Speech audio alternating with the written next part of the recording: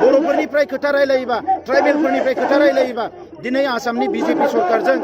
बर'निनो मोनसे हान्जाया सरकार सालायदों मिसिंनि मोनसे हान्जाया सरकार सालायदों राभाफोरनि हान्जा राजखान्थि हान्जाफ्रा सरकार सालायदों दा दिनै बे मोनद' हारिनि बिला होबथानांगौबा बिथांमोना दिनै सरकारनिफ्राय ओंखारबोनानै बे सरकारखौ सिफायनो हायो आरो बे सरकारखौ लोरबां खालामनो हायो आरो अब्लानो बे बिला थाबथागोन ओंखायनो जोंनि खोथाया स्पष्ट जे दिनै बर'फोरनिफ्राय बिपिएफ हान्जा हाग्रामा महिलारि बिथांनि दैदेननायाव बिजेपिजों लोगो नांनानै सरकार सालायदों एजिपिआ जुदि सिटिजेनशिप एमेन्डमेन्ट बिलखौ लाबोनायनि थाखाय सरकारखौ गारनो हायोबा दिनै बिपिएफ दोलोआबो 6 कमिउनिटि मोनद' हारिखौ एसटि खालामनायनि बिलखौ लाबोनायनि थाखाय सरकारखौ नागारनांगौ आरो जोंनि खोथाया स्पष्ट जाय एमएलएआ नागारनानै फैग्रोगोन बिथांमोननो बान्था होनाय जागोन आरो जाय बिथांमोना दिनै सरकारखौ नागारनानै फैया बिथांमोनखौ फैगौ इलेक्सनाव नाथाय जोङो बिनि थाखाय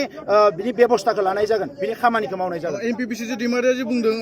जुदि बिसोरखौ गुबुन रोखोमै एसटि होयोब्ला भारतनि संबिधानाव कुनु गुबुन रोखोमै हाया सोरबा एमपि एमएलएआ बुंबानो भारतनि संबिधानाव गुबुन रोखोमै बेबस्था होनो हानाय दासिम जेबो बेबस्था गैया बेखौ खालामनांगौबा आर्टिकेल 342 खौ एमेन्डमेन्ट खालामनांगोन बे आर्टिकेल 342 खौ एमेन्डमेन्ट खालामनो थाखाय थाङोब्ला भारत सरकारा दिनै एसेबां गोरलै बिखौ हाया भारतनि गोबां ट्राइबेलफ्रानो खहा जागोन भारतआव गाबोन अर जोंगोन ओंखायनो बिथांमोना दिनै जि बिलखौ रायजो सभायाव लाबोबाय बे बिलाव कुनु अ केटेगरि होआखै बिथां एमपिआ जुदि बेबायदि मिथिगोबा मानो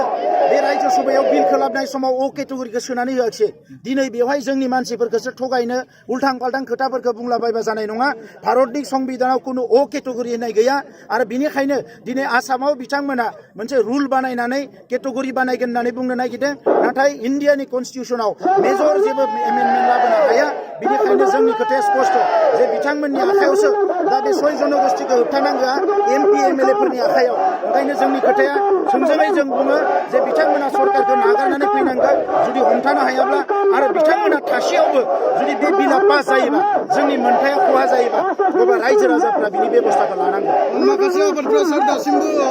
सोमावसारनाय बाहागो लाया बिनि सायाव बुंनो सानो मा होनदों गुबुन माखासे आबादफ्रा सोमावसारनाय बाहागो लायाखै दासिमबो बे बिथांमोननि खोथा बड'लेण्ड सोमावसारनाया बर' आइ आफा रायजो राजानि सोमावसारनाय बे सोमावसारनायाव 5,000सो बर' फिसाया मुंख्लं जाबाय